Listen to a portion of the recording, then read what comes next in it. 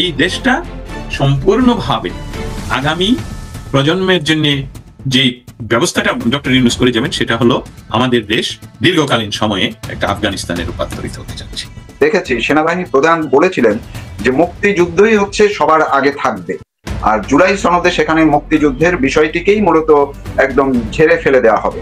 যদি জুলাই সনদটি হয়েই যায়, সেইখানে কি সেনাবাহিনী আরেকটি ধাক্কা খাবে? সেনাবাহিনী কি আরেকটি চড় খাবে? এরকমটা মনে হচ্ছে আপনার? আপনারা জানেন যে গত 10 মাসে যা করেছে, যারা এই সরকারের প্রতিবাদ করতে গেছে তাদের বাড়িতে মব কিলিং হচ্ছে, অ্যাট্রসিটি হচ্ছে। আর্মি ওখানে যাচ্ছে না, তারা চলে গেলে ওই বাড়ির লোকস্বজনদেরকে ধরে নিয়ে যাচ্ছে। সেই আর্মির কাছ থেকে জুলাই সনদ হোক আর যাই কিছু হোক, 32 নম্বর যখন ভেঙে দেওয়া হলো, তারপর আর বাংলাদেশের সমস্ত কিছু এমনি ঘুরিয়ে দেওয়া হয়েছে।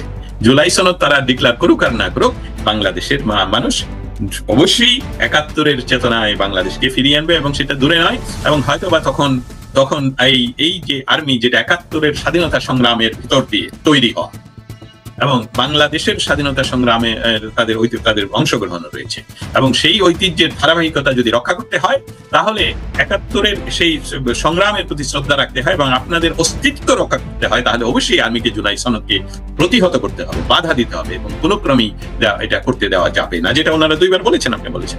এখন সময়ই বলবে তারা কি করছেন, আর যদি সময়ে তারা না করতে পারে, তাহলে সময় গেলে তো সাধন হয় না। বাংলাদেশ আর্মির আসলে কি ক্ষমতা আছে কি আছে না, সেটা নিয়ে তো আজকে আমরা আলাপ করছি।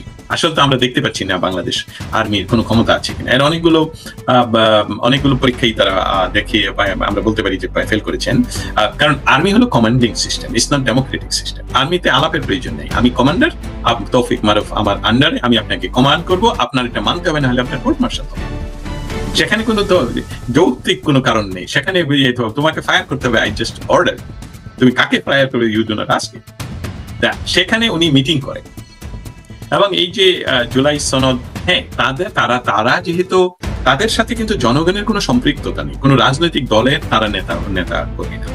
আচ্ছা, জনগণের কাছে তাদের দায়বদ্ধতা কিছুই নেই। যেমন ডক্টর ইউনূস মানে বাংলাদেশের মানুষকে কত হেয়ভাবে চিন্তা করেন, যে উনি বিবিসির সাথে বললেন যে বাংলাদেশের ভোটাররা টাকা দিলেই ভোট দিয়ে দেবে। অতএব এটা বাংলাদেশের 18 কোটি মানুষকে অপমান, সরাসরি অপমান। বাংলাদেশের মানুষ দেখেন এখন মনে হয় চামড়া মোটা হয়ে গেছে, যে তারা জুলাই মাসে কোটা আন্দোলনের নামে রাস্তায় নেমে আসলো, কিন্তু তাদেরকে এখন বলা হচ্ছে 10 টাকা বা 100 টাকা দিলে আপনার ভোট কেনা যায়। তারা কিন্তু উত্তেজিত হচ্ছে না, কিন্তু উত্তেজিত না হওয়ার জন্য রাস্তায় রেখেছে আর্মি। মানুষ এখন সেনাবাহিনীকে নিয়ে রীতিমতো মজা করা শুরু করেছে। মানুষ বলা শুরু করেছে যে সেনাবাহিনী কি আসলে এই মজা পেয়ে গেছে এই যে mob killing, mob justice, mob violence, এগুলোতে আসলে কি তাই সেনাবাহিনী কি কোনো মজা নিচ্ছে? এই বিষয়টা আসলে সেনা প্রধান এবং ওনার সহযোগী অন্যান্য সেনা কর্মকর্তাগণ, যারা জেনারেল রয়েছেন, ব্রিগেডিয়ার রয়েছেন, তাদের আসলে এই বিষয়ে গুরুত্ব সহকারে চিন্তা করা উচিত যে আমাদের বাংলাদেশে এমনকি দীর্ঘকালীন যে মিলিটারি ছিল, তখনও আর্মিরা রাস্তায় এত দীর্ঘ সময় ছিলেন না। কারণ আর্মি এবং সিভিলিয়ান এটাকে আলাদা রাখতেই হবে। আর্মি এখন আপনার কথাই আপনি বলেছেন একটা হাস্যকর পর্যায়ে চলে গেছে, এবং শিশুরা পর্যন্ত আর্মিদেরকে তাচ্ছিল্য করে কথা বলে, যেসবগুলো আগে তো আমাদের ভিডিওগ্রাফি ফটোগ্রাফি ছিল না। এখন তো এটা প্রত্যেকের হাতে ভিডিওগ্রাফি ফটোগ্রাফি, এবং এটা হাজার হাজার ডকুমেন্ট আমরা দেখতে পাই। আপনাদের নিশ্চয়ই মনে থাকার কথা, যারা আমাদের কথা শুনছেন এবং যারা এরশাদের সামরিক শাসন দেখেছেন, অন্ততপক্ষে এরশাদের এটা বলছি এই কারণে, কারণ জিয়াউর রহমানের এটা না হয় আমরা অনেক ছোট ছিলাম, আমাদের তেমন স্পষ্ট মনে নেই, কিন্তু এরশাদের বিষয়টা আপনারা যারা দেখেছেন তারা দেখেছেন যে যেখানে আর্মি যেই জায়গাটায় ক্যাম্প করেছে সেই সামনের রাস্তা দিয়ে মানুষ হাঁটতো না। হ্যাঁ, যে ওইখানে আর্মির ক্যাম্প, তারা ঘুরে অন্য দিক দিয়ে যেত, ওই আর্মির ক্যাম্পের সামনে দিয়ে যেত না। সো সেই আর্মি এখন একটা হাস্যকর বাহিনীতে রূপান্তরিত হয়েছে। আমি তৌফিক মারুফ আপনাকে বলতে চাই যে এটার জন্য কি আর্মি কি, এটা আর্মির যারা চিফ, আর্মির যারা জেনারেলরা নিশ্চয়ই আমাদের কথা শোনার সৌভাগ্য ওনাদের হওয়া উচিত।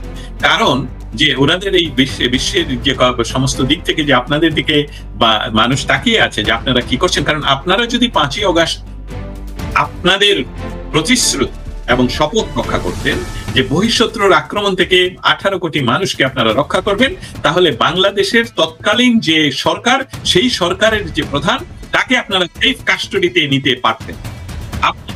তাকে ওনাকে বিদেশে উনি কিন্তু বারবার চেষ্টা করেছেন এবং বলেছেন যে আমাকে সেফ কাস্টডিতে নেওয়া হোক এবং পরবর্তী প্রধানমন্ত্রীকে দায়িত্ব না নেওয়া পর্যন্ত তো আমার কার্যক্রম চালিয়ে যেতে হবে এবং এই প্রোটেকশন আমাকে দেওয়া হবে এবং আমি জনগণের উদ্দেশ্যে কথা বলতে দিতেছি। এটা ছিল সেনাবাহিনীর কর্তব্য।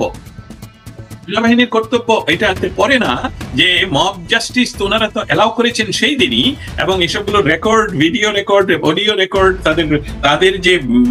তাদের ভিতরের যে কথা সেই সবগুলো রেকর্ড আমাদের হাতে আছে।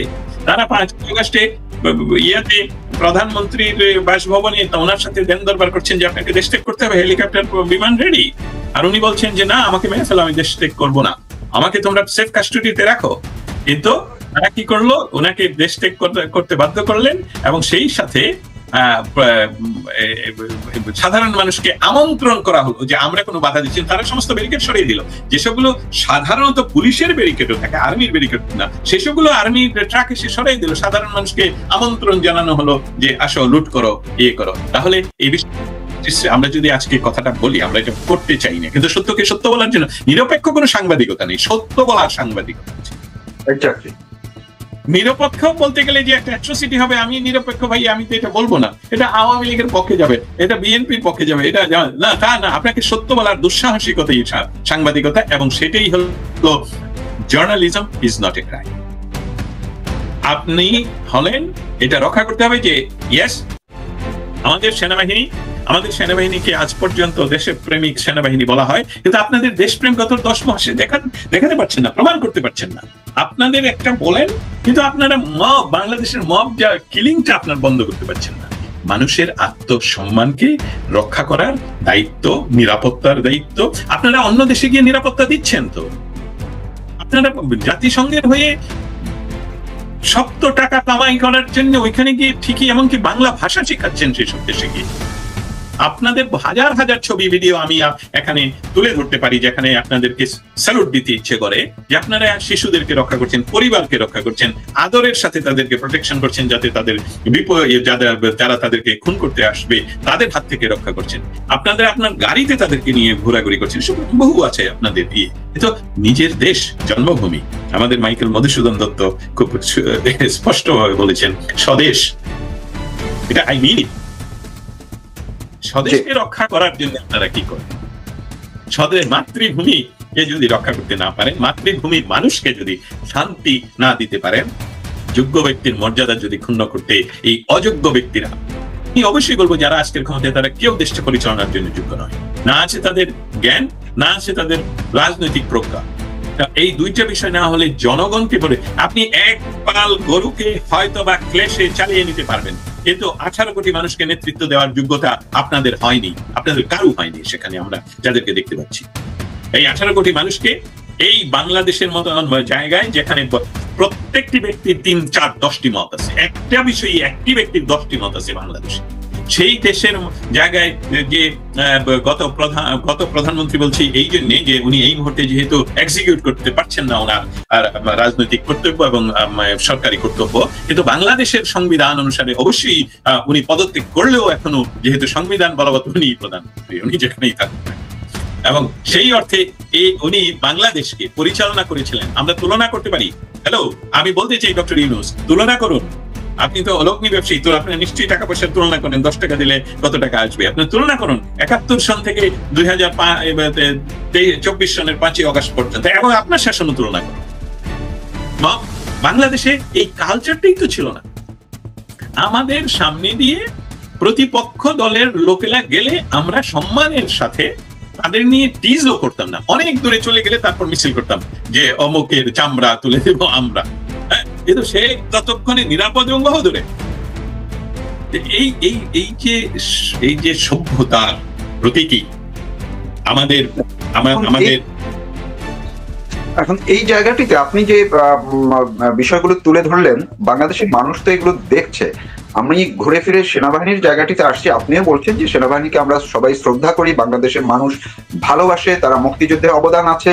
কিন্তু এখন দেখা যাচ্ছে যখন এই যে বঙ্গবন্ধুর বাড়ি ঘুরিয়ে দেওয়া হলো, তারা দাঁড়িয়ে পাহারা দিলেন, এর আগে পরে আরো যা কিছু হয়েছে, সেগুলোতে তারা কোনো রিয়াক্ট করছেন না। এমনকি তাদের ক্যান্টনমেন্ট উড়িয়ে দেওয়ার ঘোষণা দিলেন একজন ব্যারিস্টার ফুয়াদ না ফাহাদ, আর একজন এই যে সমন্বয়ক হাসনাত আব্দুল্লাহ, তিনি রীতিমতো হুঙ্কার দিলেন। আরো কয়েকজন, এর মধ্যেও কবে একদিন দেখলাম যে আঙুল উঁচিয়ে তাদের সামনে একদম যে আমরা এটা বলছি, কি করবেন করেন আপনারা, আমি এরকম করে করে বলতেছে। এখন সেগুলো তারা কোনো কিছুই তো ঠেকাতে পারছেন না, তাদের কোনো কোনো কার্যক্রমই তো দেখা যাচ্ছে না, শুধুমাত্র ট্রাফিক কন্ট্রোল ছাড়া আর মাঝে মধ্যে মাদক অভিযান ছাড়া। তাইলে তারা আসলে কেন এটা করছেন, এর ভিতরে কি থাকতে পারে? আপনার আর কোনো একটু নতুন কোনো অ্যানালাইসিস আছে কিনা যে গভীর কোনো কিছু আসলে হচ্ছে কিনা, নয়তো তারা কেন ঠেকা? আমি কিন্তু আপনাকে কথার এর ভিতরে অনেকগুলো তথ্যই আমি বলেছি, যেটা বলেছিলাম বলকার তুর্কের কথা বলেছিলাম, ঘন ঘন মার্কিন যুক্তরাষ্ট্র ভ্রমণের কথা আপনার মনে আছে, যে সেই সাথে যখন আন্তর্জাতিক যে প্রেশার গুলো আসে বাংলাদেশের এই মুহূর্তের অবস্থানগত কারণে, সেই প্রেশার গুলো থেকে আমাদের আসলেই আরো গভীরভাবে চিন্তা করা উচিত যে কেন বাংলাদেশের সেনাবাহিনী বাংলাদেশের মানুষকে রক্ষা না করে তারা আসলে কি করছে। তাদের বিরুদ্ধে যখন, ওনাদের বিরুদ্ধে যখন স্লোগান দেওয়া হয় যে আর্মি হলো ঠিকাদার, তাহলে কিসের ঠিকাদার ওনারা নিলেন? আমরা ধরে নিলাম এটা মানুষ বলছে, মিছিলে বলছে, কিন্তু আপনারা উত্তর দিচ্ছেন না কেন? আপনার কথা বলছেন না কেন? আপনি কিসের ঠিকাদারি নিলেন? আপনি কি ঠিকাদারি নিলেন যেটাকে আমরা বলছি না, যেটাকে ডক্টর ইউনূস নিজেই বলেছেন যে এটা মেটিকুলাসলি ডিজাইন। আজকে কিন্তু স্কাউটের নাম উনি বলছেন।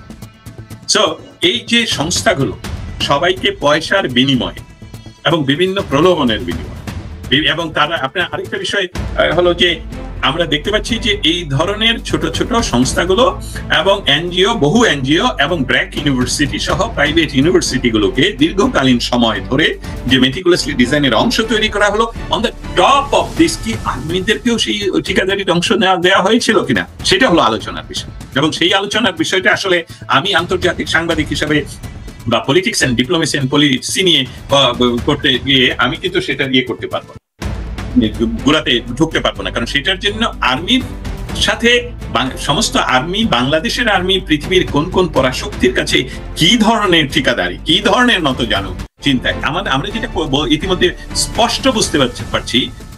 আমি উদাহরণ দিই যে কিছু কিছু, এটা আমার বলা খুবই যৌক্তিক হবে, কিছু কিছু মন্ত্রীগণ যারা তাদের সিকিউরিটির কারণে হোক যে ওনারা পলাতক হয়ে গেছেন, কিন্তু তারা আবার পলাতক গিয়েও ওনারা কথা বলছেন, কারণ নিশ্চয়ই উনি কথা বললে ওনার যে অব্যবস্থাপনা বা আমি বলবো দুর্নীতি, সেসবগুলো ওনাকে প্রকাশ করে দিবে, এই জন্য তো ওনাকে সেভ করছে। এবং এটাই সত্য। এবং তার অর্থ কি, আর্মিকে বলা হচ্ছে ঘুরিয়ে দেবো, ক্যান্টনমেন্ট পুড়িয়ে দেবো, তাদেরকে বলা হচ্ছে আপনারা ঠিকাদার। হ্যাঁ, আপনাদেরকে আঙ্গুল তুলে শিশুরা পর্যন্ত কথা বলছে। আচ্ছা, আমি মেনে নিলাম শিশুদের প্রতি আপনারা দুর্বল, শিশুদেরকে রক্ষা করা আমাদের প্রয়োজন, তারা আমাদের ভবিষ্যৎ, কিন্তু যারা অন্যায়ভাবে একদম আপনাদেরকে থ্রেট দিচ্ছে তাদের বিরুদ্ধেও কথা বলছেন না, তাদেরকে আপনারা প্রোটেকশন দিচ্ছেন ভিডিওসে। অতএব আপনারা কি আন্তর্জাতিক ভাবে কোনো ঠিকাদারি নিয়েছিলেন? এটা আমি প্রশ্ন রেখে গেলাম।